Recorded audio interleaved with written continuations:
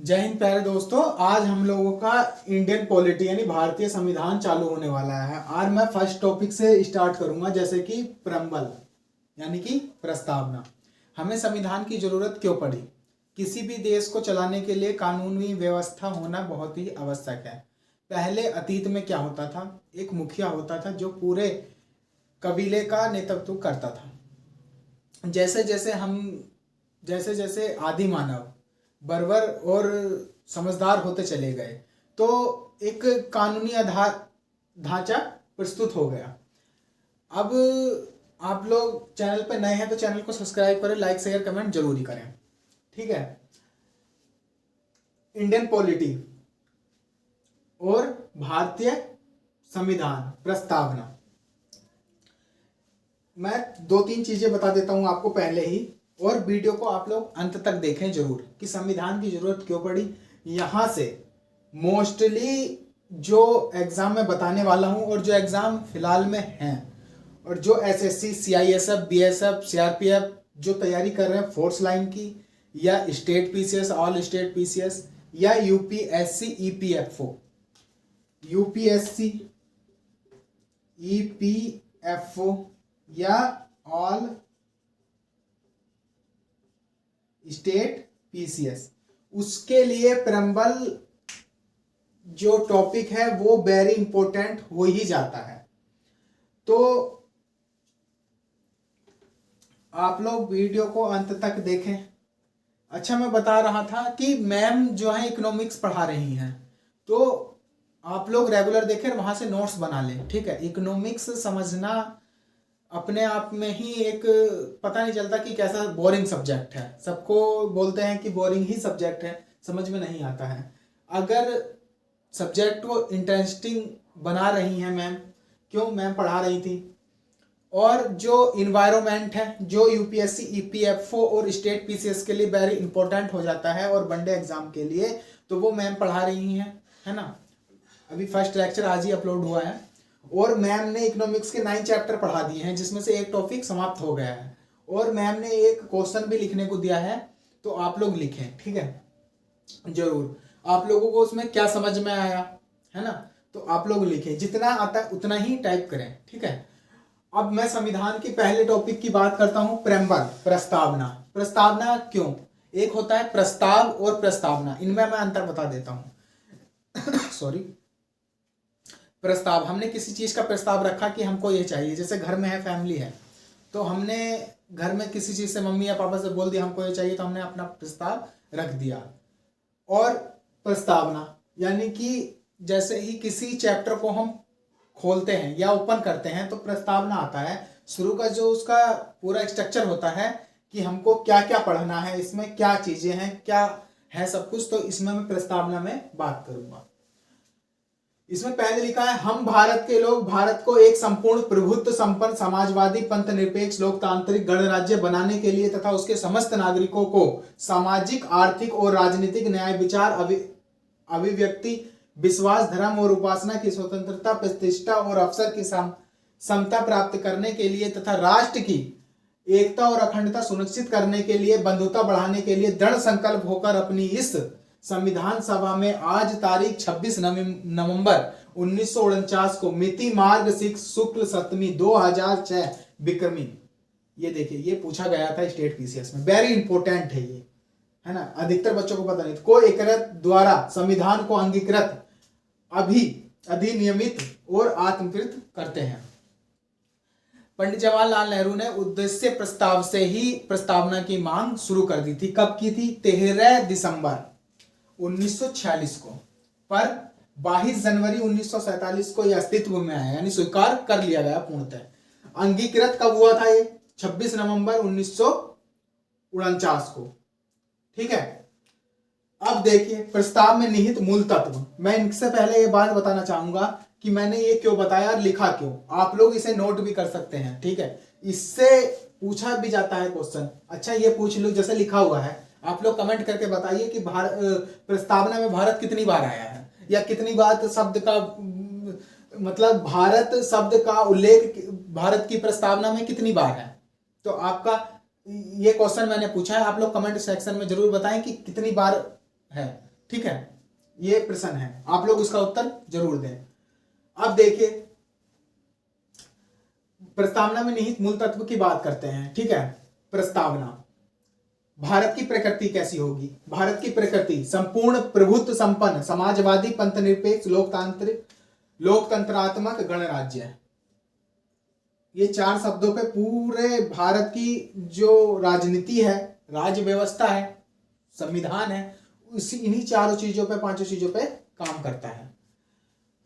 अच्छा, फिर हम लोग बात कर लेते हैं कि सर ये इन चीजों का मतलब, इन शब्दों का अर्थ क्या है? संपूर्ण प्रभुत्व संपन्न मतलब जो समाजवाद, मतलब समाजवादी, मतलब सब में एक समान स्तर पे देखा जाएगा सबको। पंथ निरपेक्ष, किसी भी पंथ मतलब किसी भी लोग से भेदभाव के वो नहीं रखा जाएगा। गणराज्य मतलब एक राष्ट्र होगा।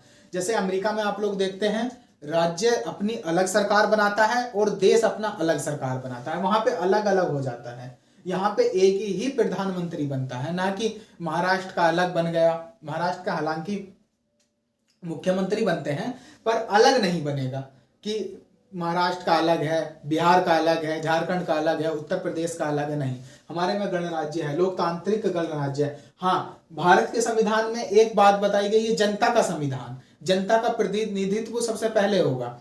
अगर मान लीजिए आपसे कोई मतलब जबरदस्ती करता है तो आप सुप्रीम कोर्ट, हाई कोर्ट में जाके उसका दरवाजा खटखटा सकते हैं कि मेरे मौलिक अधिकारों का या मेरा हनन हो रहा है, मेरे मौलिक अधिकारों का या मुझसे जबरदस्ती की जा रही है। पहले ये सब चीजें नहीं थी, जब से संविधान आया है तब से ये चीजें प्रचलित में आई हैं। अच्छा ठीक, आपको इतनी बात समझ में आ गई। अच्छा, विश्वास, धर्म और उपासना की स्वतंत्रता मतलब कोई भी किसी भी धर्म में अपना भजन कर सकता है, कीर्तन कर सकता है, नमाज पढ़ सकता है, प्रार्थना कर सकता है ना। तो किसी को किसी भी चीज की रोक ठोक नहीं होगी, है ना। समता प्राप्त करने का, राष्ट्र की एकता और अखंडता को मजबूत करने का जो श्रेय आता है प्रस्तावना बताता है। सुनिश्चित करने वाली बंधुता, भाईचारे का एक भाईचारे के निगरानी से देखा जाता है। दृढ़ संकल्प, इस बात पे संविधान दृढ़ रहता है और अपने उससे आत्म निमित्त करता है। ठीक है, अब देखिए, संपूर्ण प्रभुत्व संपन्न समाजवादी पंथनिरपेक्ष लोकतंत्र गणराज्य, इनके मैंने बात बताई है ना। भारत की प्रकृति कैसी है? अभी देखिए, आप 2016 यूपी पीसीएस का अगर आप प्री का एग्जाम खोल के देखेंगे तो 150 क्वेश्चन आते हैं। अभी 14 मई को एग्जाम होने वाला है, तो उसमें देखिए कि इन 4 चीजों को दे दिया है और उसमें से पूछ लिया है ये 4 चीज किसको निहित करती हैं, है ना। कथन 1 और 2, इनमें से कोई नहीं, ये 4 ऐसे करके क्वेश्चन आएंगे। आपको समझ में नहीं आता कि क्वेश्चन कहां से है, और जबकि टॉपिक फर्स्ट से ही पूछ रखा है उसने, प्रेम्बल यानी प्रस्तावना से। संविधान का उद्देश्य क्या है? संविधान का उद्देश्य है न्याय, स्वतंत्रता, कि जब हम न्याय करें तो दोनों पक्ष को सुने और स्वतंत्र न्याय करें, कि जिसकी गलती है उसी ही को सजा मिले, ना कि गलती किसी और की सजा किसी और को मिल रहा है। समानता, सबको एक नजर से देखा जाए। बंधुत्वता, ये 3 शब्द इसमें जोड़े गए हैं संविधान के उद्देश्य में। तो फ्रांस की क्रांति 1781 में हुई थी। फ्रांस की क्रांति कब हुई थी? 1781 में। तो वहां से ये 3 शब्द प्रचलित में आए। अच्छा, आपसे पूछ लिया जाए वनडे एग्जाम में, संविधान के अंगीकृत होने की तिथि, तो आपको लगानी है 26 नवंबर 1949, विधि दिवस के रूप में भी मनाया जाता है भारत में। अच्छा, जब हमारा संविधान लागू हुआ, कब हुआ, स्वीकार कब कर दिया गया? 22 जनवरी 1947 को। ठीक है, और प्रस्ताव कब रखा गया था? 13 दिसंबर 1946 को। तो इन डेट में आप कंफ्यूज ना हो। जब संविधान लागू हुआ था तब 15 ही अनुच्छेद थे। कितने थे? 15 अनुच्छेद। प्रस्तावना की अवधारणा कहां से ली गई है? वेरी वेरी वेरी, जितनी बार बोलो उतनी मोस्ट क्वेश्चन है, ये बार बार पूछा जाता है। अभी यूके पीसीएस का एग्जाम हुआ था पिछली बार 2022 में, उसमें पूछा गया था प्रस्तावना की अवधारणा कहां से ली गई है, तो यूएसए से 1790 के लगभग में ली गई है। ठीक है, सन भी याद करना इतना वो नहीं है, पर मैं बता दे रहा हूं, अगर कोई पूछे तो आप बता भी सकते हैं। प्रस्तावना की भाषा, प्रस्तावना की भाषा, ना कि संविधान की भाषा, यह मैं इतना ही बता रहा हूं। अभी टॉपिक हमारा प्रम्बल है, आप लोग ज्यादा मतलब इधर उधर ना भागे। प्रस्तावना की भाषा, ऑस्ट्रेलिया से ली गई है। मात्र प्रस्तावना की भाषा जो है ऑस्ट्रेलिया से ली गई है, ठीक है। ऑस्ट्रेलिया की राजधानी कैनबरा है ना, तो वहां से ली गई है। और प्रस्तावना संविधान की जन्म कुंडली है। अच्छा सॉरी, यहां जाने से पहले मैं एक बात बताता हूं आप लोगों को कि यहां से कितना क्वेश्चन बन रहे हैं। यहां से कितने क्वेश्चन बन रहे हैं, यहां से बहुत सारे क्वेश्चन बन रहे हैं। आपसे ये पूछ लिया जाएगा, ये पूछ लिया जाएगा, ये पूछ लिया जाएगा, ये पूछ लिया जाएगा, ये पूछ लिया जाएगा। अब देखिए, इतना आप लोगों ने पढ़ा, ये आप लोग समझ में आया, ये तीनों डेट आपने जो डिवाइडेशन था, मैंने डेट में जो कंफ्यूजन था आपका, वो क्लियर हो गया। अब मैं कहता हूं, किसी ने कहा उधार का थैला है, वकीलों का मसीहा है संविधान, काला कोट ही संविधान को समझा सकता है ना। तो बहुत सारे एक कहते हैं कि जब चीजें उठती हैं तो बुराइयां भी होती हैं कि संविधान बन रहा है, तो ऐसा करके होता है। तो अच्छा, 4 मैं इम्पोर्टेंट लेके आया हूं जहां ये क्वेश्चन में पूछे जाते हैं, मतलब सॉरी, प्रश्न जो है ये एग्जाम में, परीक्षा में पूछे जाते हैं। अगर डीप जाना है तो एक एक अक्षर पे एक एक घंटा बोलते रहें, तो डीप जाने से कोई फायदा नहीं है। क्योंकि अगर पंथ निरपेक्ष से बोला जाए, समाजवादी से बोला जाए, तो सुबह से शाम तक कोई बोलता रहे समाजवादी क्या है, तो एक तो एक कहानी के तौर पे हो गया। जितना आपका सफिशिएंट था परीक्षा के थ्रू, तो वो मैंने समझाने की कोशिश की है। तो आप लोग वीडियो देखें और इससे नोट्स बनाएं, या आप लोग उतारें और समझे बढ़िया करके, है ना। अब देखिए, एक क्वेश्चन था, प्रस्तावना संविधान की जन्म कुंडली है, ये दे दिया था, और पूछ लिया था किसने कहा है, तो के एम मुंशी ने कहा है। किसने कहा? के एम मुंशी ने। किस प्रस्तावना संविधान की जन्म कुंडली है प्रस्तावना। अब जैसे जन्म कुंडली है, मान लीजिए मैं ही हूं कि आपका जन्म कहाँ हुआ, कौन आपके माता पिता हैं, आपके गांव का नाम क्या है, आप किस जिले से या किस राज्य से बिलोंग करते हैं, तो के एम मुंशी जी ने इन्हें जन्म कुंडली बता दी। यानी कुंडली बोलते हैं कि आपकी कुंडली मेरे पास है ना, ऐसे करके।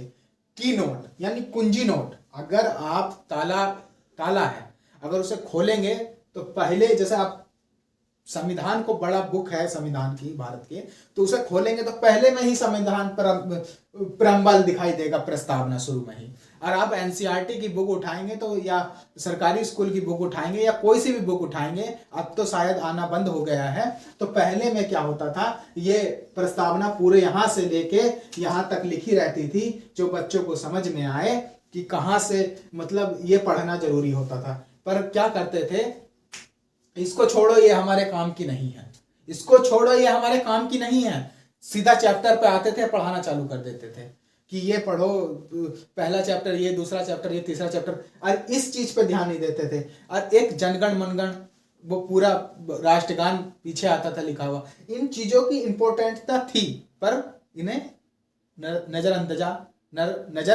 कर दिया गया। ठीक है। अब की नोट, कुंजी नोट किसने कहा है? अर्नेस्ट वार्कर ने। किसने कहा? अर्नेस्ट वार्कर ने। अगर स्टेट पीसीएस की तैयारी कर रहे हैं आप, तो ये क्वेश्चन वेरी इंपॉर्टेंट बन जाते हैं, आप इसे डायरी में लिख लें। ठीक है। प्रस्तावना संविधान की आत्मा है। 1996 का आप पेपर उठा के देखिए यूपीएससी आईएएस का, वहां ये क्वेश्चन पूछा गया। अधिकतर बच्चे डॉक्टर भीमराव अंबेडकर लगा के आए थे। जब आप प्रैक्टिस ऐप सॉल्व करते हैं तो आप देखते हैं कि प्रस्तावना संविधान की आत्मा है, ये कहा था ठाकुर दास भारगर ने और पंडित जवाहरलाल नेहरू ने।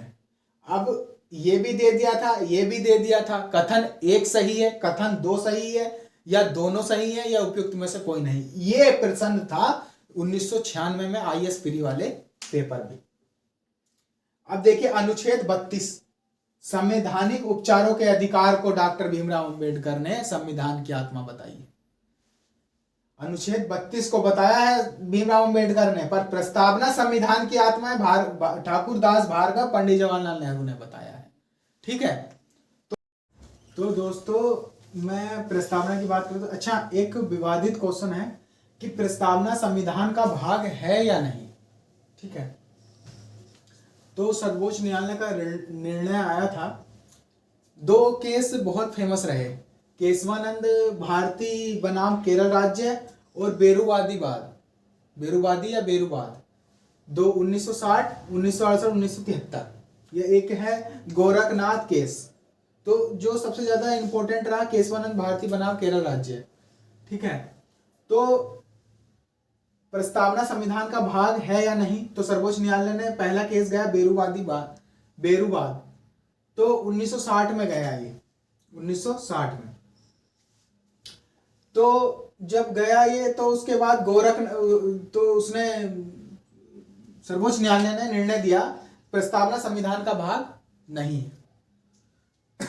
सॉरी, संविधान में ये जो केशवानंद भारती बनाम केरल राज्य है, ये इंपॉर्टेंट है। तो अब 1968 में गोरखनाथ केस गया 1968 में, तो ये साइलेंट रह गया। उसके बाद क्या हुआ, 1973 में केशवानंद भारती बनाम केरल राज्य, जो विश्व भर की 13 जजों की 13 जज, विश्व भर में 13 जज, सबसे लंबी बैठक। अच्छा, ये रही केशवा भारती बनाम केरल राज्य। अच्छा, दूसरी कौन सी है, तो दूसरी है अयोध्या मंदिर पे जो केस था, उसमें भी 8 जजेस का फैसला रहा था, तब उसका अयोध्या फैसला आया है, राम मंदिर अयोध्या फैसला। दूसरे नंबर पे आता है वो। पहले नंबर पे कौन आता है, केशवानंद भारती बनाम राज्य। तो इसमें क्या बताया गया, प्रस्तावना संविधान का एक महत्वपूर्ण भाग तो है, प्रस्तावना संविधान का एक महत्वपूर्ण भाग तो है, बट और इसमें संशोधन भी किया जा सकता है, लेकिन मूल ढांचे, आधारभूत ढांचे को समाप्त नहीं किया जा सकता। मूल ढांचे और आधार ढांचे को, अब मान लीजिए एक मकान है, अब मकान में से हम उसकी जैसे पुराना मकान है, उसकी दीवारें तो तोड़ सकते हैं, पर नींव को नहीं खोद सकते उसकी, कि उसको नींव को खोद के द्वारा गड्ढा करके नींव लगा के फिर दीवार खड़ी करें, उसकी दीवारों को तोड़ा जा सकता है। अच्छा, यहाँ से एक क्वेश्चन इंपॉर्टेंट बन के आता है स्टेट पीसीएस के लिए कि प्रस्तावना में कितनी बार संशोधन हुआ है, तो मात्र एक बार हुआ है। अच्छा, मैंने आप लोगों से एक क्वेश्चन भी पूछा था कि प्रस्तावना में भारत शब्द का कितनी बार उल्लेख है, तो ये आप जरूर बताएंगे। और संशोधन कितनी बार हुआ है, मात्र एक बार। कब हुआ, 42वां संविधान संशोधन 1976, इसमें 3 चीज जोड़ी गई। अच्छा, ट्रिक है ये, सपा करना है, तो हमें तो जोड़ना है Sapa, SPA, S Samajwadi, P पंथ निरपेक्ष, A अखंडता। तो 3 चीज जोड़ी गई थी हमारे उसमें 42वां संविधान संशोधन 1976, जो एक बार संशोधन किया गया है प्रस्तावना में। फिर एक चीज निकल के आती है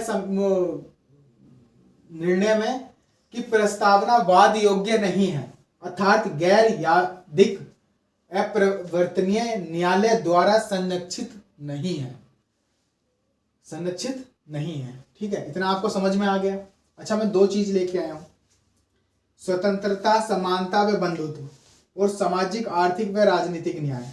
अच्छा, ये शब्द आए तो कहां से प्रेरित हुए, कहां से प्रचलित हुए, कहां से आए, तो पहला जो स्वतंत्रता, समानता व बंधुत्व फ्रांस की क्रांति 1781 में हुई थी, वहां से प्रेरित है।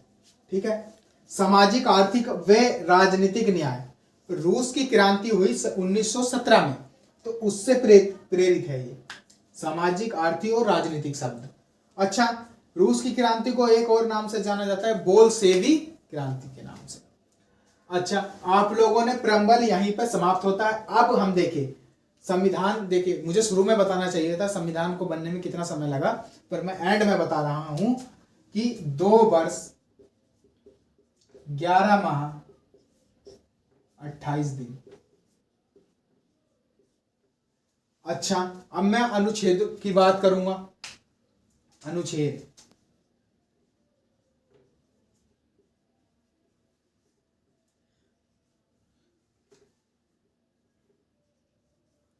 अनुसूचियों की बात करूंगा।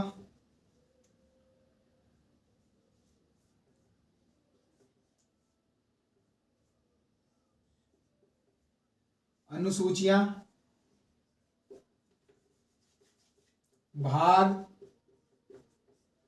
है ना, कितने भाग हैं, कितनी अनुसूचियां हैं, कितने अनुच्छेद हैं, अनुच्छेद 395 है। वर्तमान वाले जो हैं बढ़ के 406 8 हो चुके हैं, पर भाग कितने हैं, पहले 8 थे, वो सॉरी 22 भाग हैं। अनुसूचियाँ कितनी है, पहले 8 अनुसूचियाँ थी, फिर बाद में 12 अनुसूचियाँ। कैसे हुई, उन अनुसूचियों में पहली अनुसूची में क्या है, दूसरी अनुसूची में क्या है, तीसरी अनुसूची में क्या है, भाग फर्स्ट में क्या है, अनुच्छेद में क्या है, तो मैं सब अगली वीडियो में बताने वाला हूँ आपको। रेगुलर ऐसी वीडियो आती रहेंगी। तो चैनल पे नए हैं तो चैनल को सब्सक्राइब करें, लाइक शेयर कमेंट जरूर करें, इससे हमारा मोटिवेट बढ़ता है, उत्साह बढ़ता है। धन्यवाद।